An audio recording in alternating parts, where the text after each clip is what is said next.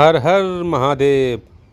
महाशिवरात्रि पर्व के यदि धार्मिक महत्व की बात की जाए तो महाशिवरात्रि शिव और माता पार्वती के विवाह की रात्रि मानी जाती है।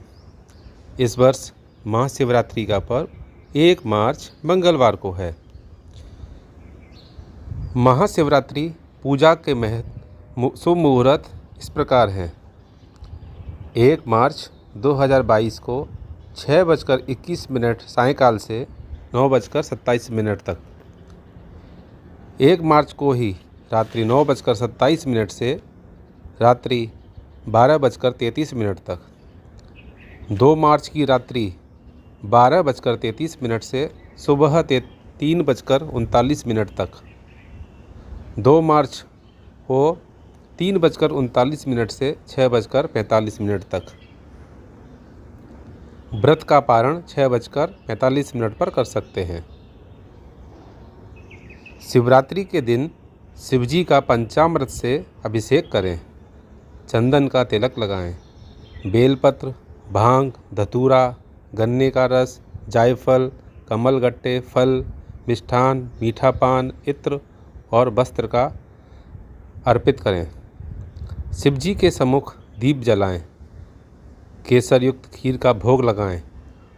ओम नमो भगवते रुद्राय, ओम नमः शिवाय, रुद्राय संभवाय, भवानी पतये नमो नमः मंत्र का जाप करें। धार्मिक शास्त्रों के अनुसार भगवान शिव ने शंखचूर्ण नाम के असुर का वध किया था। इसलिए भगवान शिव को शंख से जल नहीं चढ़ाया जाता है। साथ ही शंख को असुर का प्रतीक माना जाता है जो भगवान विष्णु का भक्त था। इसलिए विष्णु भगवान की पूजा शंख से ही की जाती है। शिव को कभी भी हल्दी नहीं चढ़ाते हैं। शास्त्रों के अनुसार शिवलिंग पुरुष तत्व का प्रतीक है और हल्दी स्त्रियों से संबंधित है। इसी कारण धार्मिक रूप से शिवलिंग पर हल्दी चढ़ाने से मना किया जाता है। भगवान शिव को छोड़कर सिंदूर सभी देवी देवताओं का प्रिय है। भगवान शिव को सिंदूर इसलिए नहीं चढ़ाया जाता है क्योंकि हिंदू महिलाएं अपने पति की लंबी उम्र के लिए इसे लगाती हैं। वहीं भगवान शिव संहारक हैं, इसलिए भगवान शिव को सिंदूर की बजाय चंदन का तिलक लगाना शुभ माना गया है। भगवान शिव को केतकी के फूल भी नहीं चढ़ाए जाते हैं।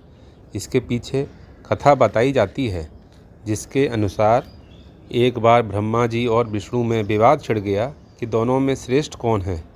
ब्रह्मा जी सृष्टि के रचयिता होने के कारण श्रेष्ठ होने का दावा कर रहे थे और भगवान विष्णु पूरी सृष्टि के पालनकर्ता के रूप में स्वयं को श्रेष्ठ कह रहे थे।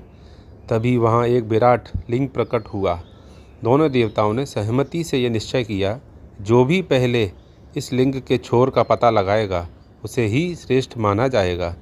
अतः दोनों विपरीत दिशा में शिवलिंग को छोर को ढूंढने निकले। छोर न मिलने के कारण विष्णु जी लौट आए। ब्रह्मा जी भी सफल नहीं हुए, परंतु उन्होंने आकर विष्णु जी से कहा कि वो छोर तक पहुंच गए थे। उन्होंने केतकी के फूल को इस बात का साक्षी बताया। ब्रह्मा जी के असत्य कहने पर स्वयं शिव वहां प्रकट हुए और उन्होंने ब्रह्मा जी का एक सर काट दिया और केतकी के फूल को श्राप दिया कि शिव पूजा में कभी भी केतकी के फूलों का इस्तेमाल नहीं किया जाएगा। तभी से भगवान शिव की पूजा में केतकी के पुष्प नहीं चढ़ाए जाते हैं। ऋषि महर्षियों ने समस्त आध्यात्मिक अनुष्ठानों में उपवास को महत्वपूर्ण माना है। गीता के अनुसार उपवास विषय निवृत्ति का अचूक साधन है। आध्यात्मिक साधना के लिए उपवास करना परमावश्यक है। उपवास के साथ रात्रि जागरण का महत्व है। उपवास से इंद्रियों और मन पर नियंत्रण करने वाली संयमी शक्ति ही उपवास से इंद्रियों और मन पर नियंत्रण करने वाला संयमी व्यक्ति ही रात्रि में जागकर अपने लक्ष्य को प्राप्त करने के लिए प्रयत्नशील हो सकता है। इन्हीं सब कारणों से इस महाशिवरात्रि में उपवास के साथ रात्रि में जागकर शिव की पूजा करते हैं। कहते हैं कि शिवलिंग पर हमेशा उल्टा बेलपत्र अर्पित करना चाहिए।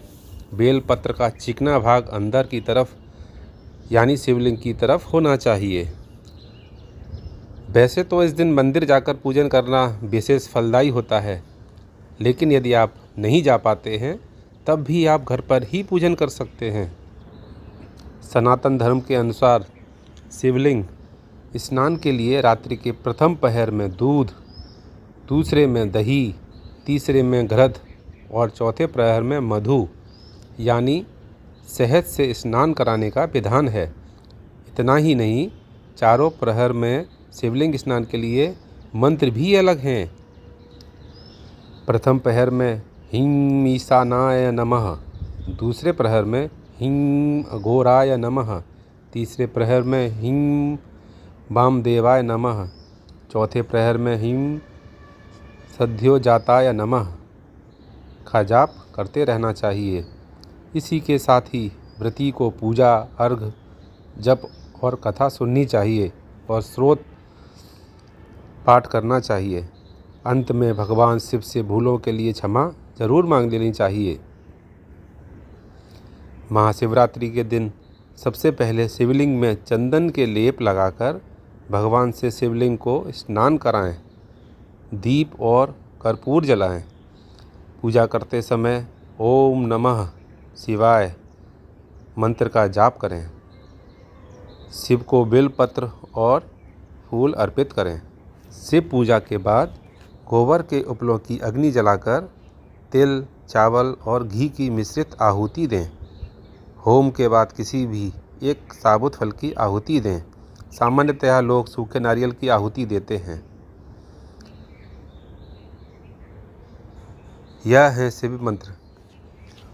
ओम अघोराय नमः, ओम तत्पुरुषाय नमः, ओम ईशानाय नमः, ओम ह्रीं ह्रौं नमः शिवाय।